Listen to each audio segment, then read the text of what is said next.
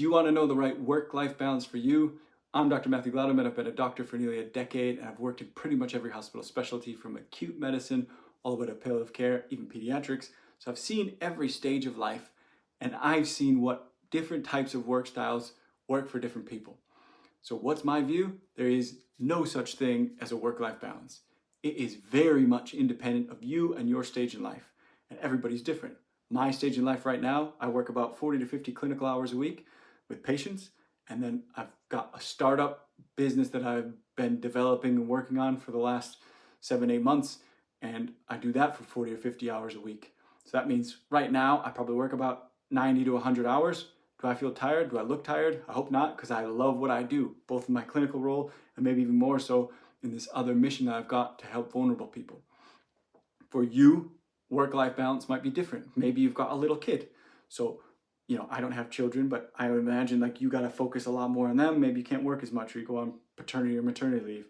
If you've got, mental health or physical health struggles, you're probably going to have to address those and not be able to work as much. When I popped my Achilles, I was able to drive still, so I crutched my way into the hospital or the GP practice where I was working and was still able to work without too much trouble. I think I missed 3 days off.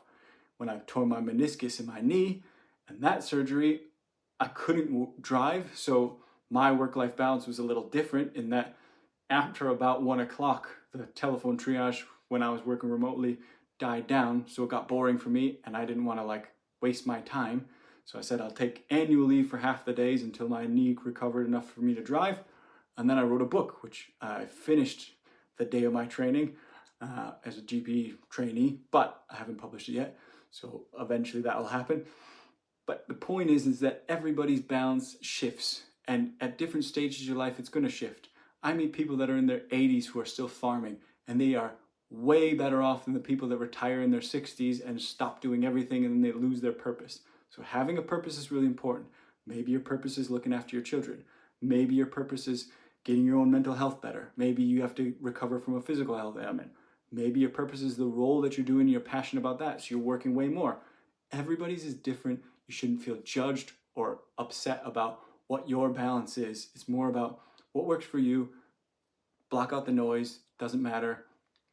I hope this video helps you. If it does, there's other tips that I've got, so click the subscribe button or click a like or thumb. I don't know which side it is, maybe this side or that side. Thumbs up.